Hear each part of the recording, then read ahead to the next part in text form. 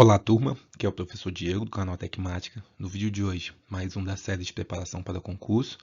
Nós temos uma questão solicitada por um inscrito e também ele pediu para que eu desse a minha opinião referente aos concursos, que as questões não são necessariamente aplicações daquilo que está sendo pedido. Exemplo, essa questão mesmo é de uma prova, né, se não me engano, de agente de controle de endemias.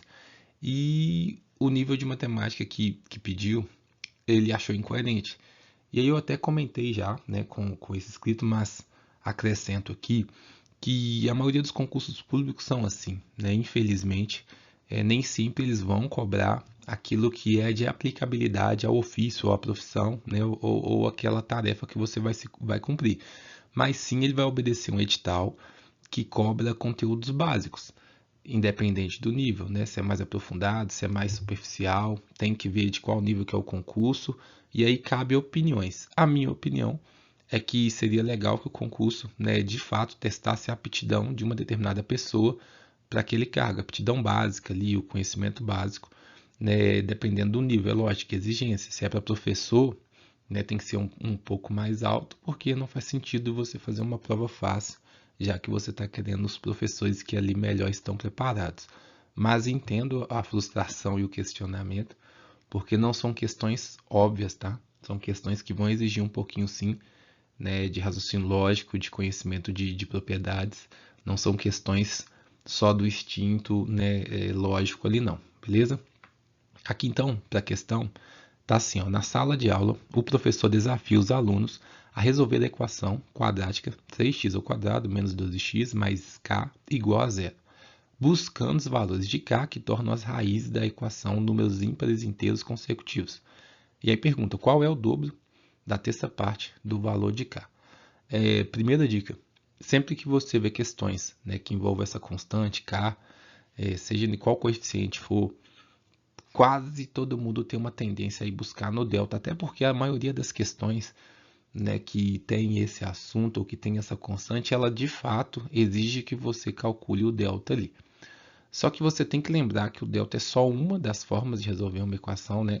A fórmula resolutiva é uma das formas apenas que envolve aquele processo do delta. E esse cálculo, né, do discriminante, que é o famoso delta, ele determina a quantidade, né, de raízes, se essas raízes são reais ou não, beleza?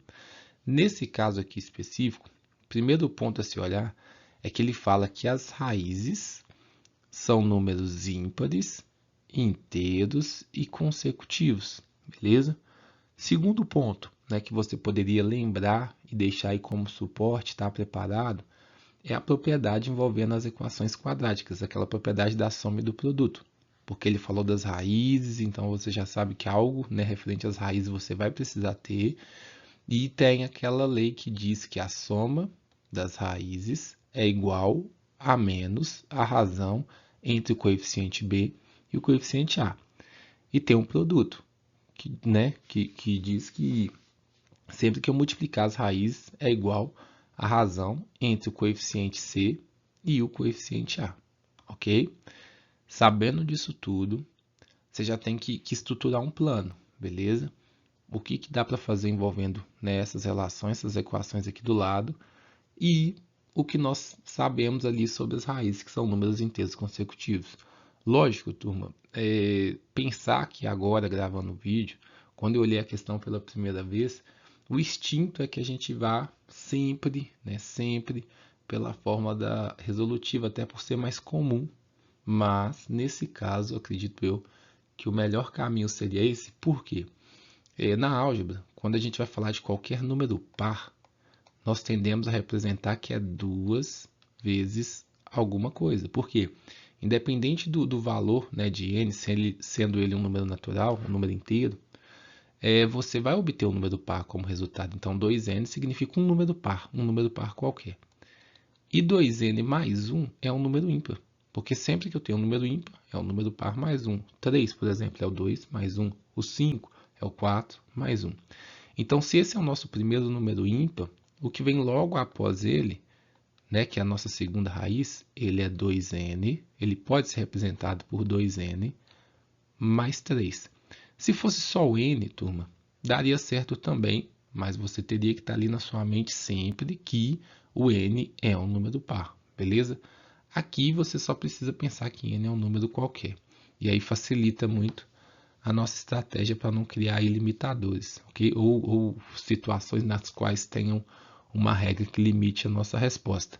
Então chegou aqui, você sabe o valor, né? Você achou uma incógnita aqui que vai compor a nossa primeira raiz e que é a mesma incógnita que vai compor a segunda. Por que isso ajuda? Porque quando você pegar aqui, ó, vamos pegar, por exemplo, a soma. Quando você falar que x mais 1, ou a primeira raiz, x mais 1 não, né, turma? A primeira raiz mais a segunda raiz é igual a menos o coeficiente b dividido pelo coeficiente a, você lembra que nós já conseguimos identificar os coeficientes, ó, a, b e c. Coeficiente a é 3, coeficiente b é menos 12, que é o que acompanha o x, e o coeficiente c é k. E aí você vê que você tem todas as informações para montar uma equação, se precisar até duas, sistema de equação, seja lá o que for. Você tem muita coisa aqui agora. E aí é começar a pôr em prática o plano, porque olha só, no lugar da primeira raiz, a gente vai colocar o primeiro número ímpar, mas no lugar da segunda raiz, o segundo número ímpar. Aí eu já fazendo um produto notável aqui, turma. Força do hábito. E aí nós teríamos que menos o coeficiente, aí eu vou calcular separado, tá? Então, só para vocês entenderem. Aqui é menos b sobre a. O menos, turma, ele está, né, digamos assim, na frente da razão toda. Então, você repete ele aqui, coloca um parêntese e lembra que o 12, que é o b, ele está negativo. Então, é menos 12 e o 3 é positivo. Negativo dividido por positivo, turma, vai gerar um valor negativo. 12 dividido por 3 é menos 4 e menos vezes menos é mais, ok? Fiz isso tudo separado, para que aqui no alto fique só o 4, né, e não bugue a mente da gente. Vou apagar aqui, mas o importante é lembrar que aqui no final das contas seria 4. E aí repara como que fica de boa, porque se eu tenho uma incógnita só na equação, eu vou encontrar esse valor desse n, ó, 2n mais 1 mais 2n mais 3 tem que ser igual a 4. Então, aqui a gente tem 4n igual a 4. 1 mais 3, 4. Então, esse 4 que está adicionando de um lado, a gente reescreve do outro ali, subtraindo. Fica aqui 4n igual a 0. Esse n está estranho, mas relevem, por favor. N é igual a 0, dividido por 4. No caso, nós encontramos que n é igual a 0. Beleza? Deixa eu só mudar a página aqui para a gente ter um pouco mais de espaço.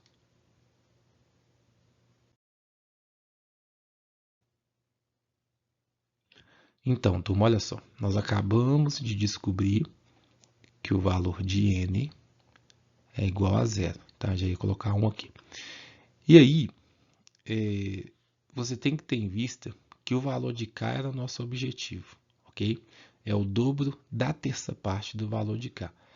E lógico que tem outras estratégias, mas quando você olhar aqui o produto, que é o produto da primeira raiz com o produto da segunda, que é igual à razão entre o coeficiente c e o coeficiente a, se você recordar direitinho, turma, coeficiente a é 3, coeficiente b é menos 12 e coeficiente c é o k.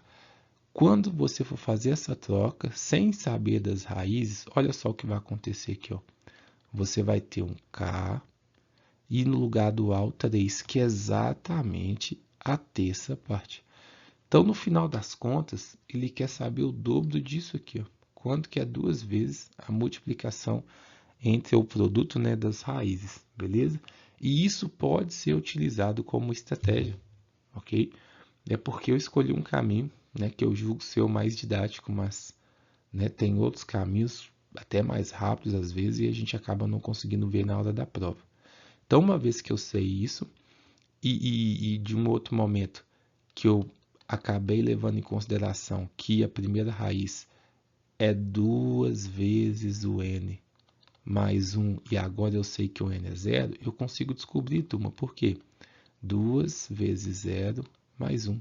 2 vezes 0 é 0, mais 1 eu consigo descobrir que o x1, ou a primeira raiz, é 1. beleza? E quando eu comentei, né, que a segunda raiz é representada por 2 vezes o n mais 3, agora eu também consigo descobrir, porque 2 vezes 0 mais 3, eu tenho que é 2 vezes 0 é 0, então é o 3, beleza? E aí fica tudo mais tranquilo, porque agora é 1 vezes 3 tem que ser igual ao k sobre 3. 1 vezes 3 é 3, turma, e quando não tem nada no denominador é 1. E aqui é 3, quando está oculto, né? Quando não tem nada, porque 1 está lá. Por que eu comento isso? Porque normalmente daqui a gente já multiplica, né, esse denominador aqui. E isso acontece, pessoal, porque é toda aquela lógica do MMC sim, mas tem a questão da proporção. Produto dos meios, né, o produto dos extremos é igual ao produto dos meios, então K vezes 1, que é K, tem que ser igual a 3 vezes 3, que é 9. Beleza? Descobrir o valor do K, o que mais acontece é a pessoa vir aqui na letra B e já marca e vai embora feliz, né? O famoso errar feliz, porque você fez toda uma conta, encontrou o resultado, viu o resultado ali, e ele acontece, lembra que eu comentei a ideia do distrator? São aquelas alternativas, né, feitas com base nos erros mais comuns. Então, esse é um erro comum, chegar até o valor do K, ir lá e marcar. Porém, ele pede o dobro da terça parte. Então, o dobro da terça parte de K. Pessoal, 2 vezes o valor do K, vocês viram que é 9. 9 dividido por 3. 9 dividido por 3 é 3. E 2 vezes 3 é 6. Então, a alternativa certa, a alternativa correta seria a letra A, número 6. Espero ter ajudado, né? Qualquer dica, qualquer sugestão, deixa nos comentários. O vídeo fica um pouco longo porque eu vou comentando alguns pontos que eu julgo importantes, mas se você precisa só de uma determinada, né, um determinado momento da correção, pode avançar o vídeo. Utilize da melhor forma, da forma que vocês acharem que vai contribuir para o seu preparo aí para as provas, beleza? Um abraço e até a próxima.